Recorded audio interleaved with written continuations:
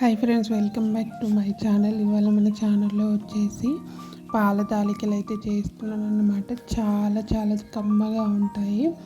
ఈ వినాయక చవితికి అందరి ఇళ్ళల్లో చేసుకునే ఈ పాల తాలికలు అనేవి ఎలా చేయాలో చూపిస్తున్నాను. సింపుల్ ప్రాసెస్లో అయితే చూపిస్తున్నాను అన్నమాట. చాలా టేస్టీగా ఉంటాయి, తప్పకుండా ట్రై చేయండి. సో ప్రాసెస్లోకి అయితే వెళ్ళిపోదామండి.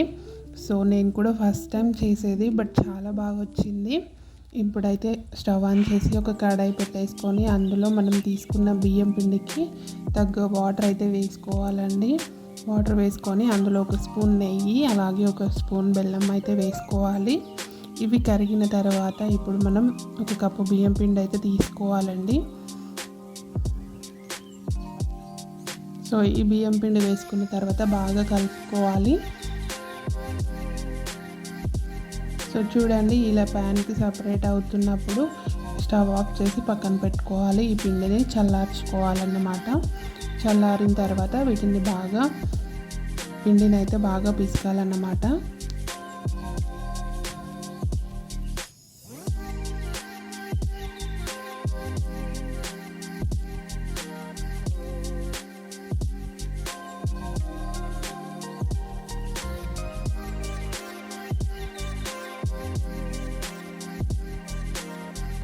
సో చూడండి, ఇలా వీడియో క్లిప్లో చూపిస్తున్నట్టుగా బాగా ఇలా మర్దన చేయాలన్నమాట. పిండిని అయితే చాలా సాఫ్ట్గా కలుపుకోవాలి. అప్పుడే పాల తాలికలు అనేవి విరిగిపోకుండా చాలా బాగా వస్తాయి అన్నమాట. ఒక 5 minutes వరకు బాగా ఇలా మర్దన చేస్తూ పిండిని అయితే బాగా మెదుపుకోవాలన్నమాట.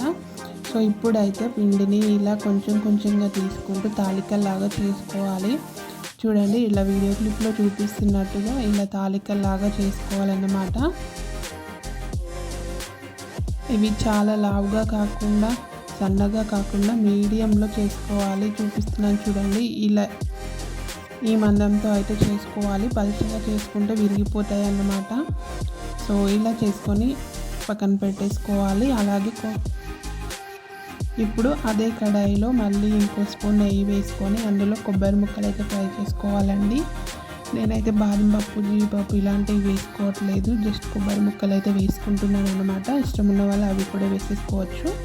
ఇవి ఫ్రై చేసుకొని పక్కన పెట్టేసుకోవాలి. నేనైతే ముందే ఒక 1/2 hour ముందు పెసరపప్పు అయితే నానబెట్టుకున్నాను అన్నమాట. సో ఇది కూడా వాటర్లో నుంచి తీసుకొని నెయ్యిలో బాగా ఫ్రై చేసుకోవాలి, పచ్చివాసన పోయేదాకా. సో ఇందులో సగ్గుబియ్యం వేసుకొని కూడా చేసుకోవచ్చు అండి. నేను పెసరపప్పు అయితే వేసుకుంటున్నాను. ఏది వేసుకున్నా చాలా కమ్మగా వస్తుందన్నమాట. ఇప్పుడు ఇందులో పాలైతే వేసుకోవాలి. సో ఇప్పుడు పాలు మరుగుతున్న టైంలో ఈ తాలికలన్నీ ఇలా చేసి అయితే పెట్టుకోవాలి. కొన్ని ఉండ్రాలలాగా, కొన్ని తాలికల్లాగా అయితే చేసుకున్నాను. చూడండి, ఎలాంటి పగుళ్ళు లేకుండా చాలా సాఫ్ట్గా వచ్చాయన్నమాట. ఇవైతే మనం పిండి కలుపుకునే పద్ధతి పైన ఆధారపడి ఉంటాయి. ఇప్పుడైతే ఒక గిన్నెలో ఒక స్పూన్ బియ్యం పిండి తీసుకొని అందులో వాటర్ పోసుకొని లంప్స్ ఏమీ లేకుండా బాగా కలుపుకొని పక్కన పెట్టేసుకోవాలి. చూడండి, పాలైతే బాగా మరిగిపోతున్నాయి. అందులో ఉన్న పెసరపప్పు కూడా ఉడికిపోతుందన్నమాట.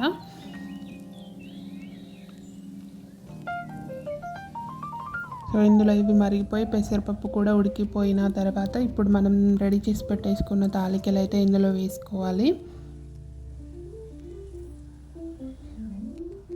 సో చూడండి, ఇలా అయితే వేసుకోవాలి. వేసుకున్న తర్వాత అస్సలు కదపకూడదండి. జస్ట్ అలా ఒకసారి అలా కలిపేసుకొని మూత పెట్టేసుకోవాలి. వెంటనే కలిపితే మాత్రం విరిగిపోతాయండి. అంతే అండి, ఇలా కలుపుకొని మూత పెట్టుకేసుకొని ఒక 10 minutes పాటు ఉడకనివ్వాలి వీటిని. సో ఇలా ఉడుకుతున్న వాటిలో మనం ఇందాక కలిపి పెట్టుకున్న బియ్యం పిండి అయితే ఇందులో వేసుకోవాలండి. సో ఆ వాటర్ వేసుకోవడం వల్ల ఇప్పుడు ఈ తాలికలు అనేవి చాలా చిక్కబడిపోతాయి అన్నమాట. చాలా క్రీమీగా వస్తుంది. సో ఇవన్నీ ఉడికిపోయిన తర్వాత ఇందులో ఇలాచి పౌడర్ అయితే వేసుకోవాలి. అలాగే నేనైతే బెల్లం పౌడర్ వేసుకుంటున్నాను కాబట్టి పాలెం విరిగిపోవండి. సో బెల్లం వేసుకునే వాళ్ళు ముందే బెల్లాన్ని కరిగించి పెట్టేసుకొని తాలికలు అనేవి చల్లారిపోయిన తర్వాత బెల్లం పాకం అనేది ఇందులో వేసుకోవాలి. సో చూడండి, ఇలా అయితే వచ్చింది. సో నేను బెల్లం పౌడర్ వేసుకున్నాను కాబట్టి నాకేం పాలు విరిగిపోలేదండి. సో చాలా బాగా వచ్చాయి. అస్సలు ఏం విరిగిపోలేదండి. తాలికలు కానీ పాలు కానీ చాలా బాగా వచ్చింది. సో ఇలా ట్రై చేయండి. సింపుల్ ప్రాసెస్లో అయిపోతుంది అన్నమాట. చూడండి ఎంత బాగా కలర్ఫుల్గా అయితే వచ్చిందో, అంతే టేస్ట్ ఉందండి. మీరు కూడా తప్పకుండా ట్రై చేయండి. మీకు ఈ వీడియో నచ్చిందని అనుకుంటున్నాను. నచ్చితే మాత్రం ప్లీజ్ ఒక లైక్ చేసి సపోర్ట్ చేయండి. అలాగే మన ఛానల్ని సబ్స్క్రైబ్ చేసుకోండి.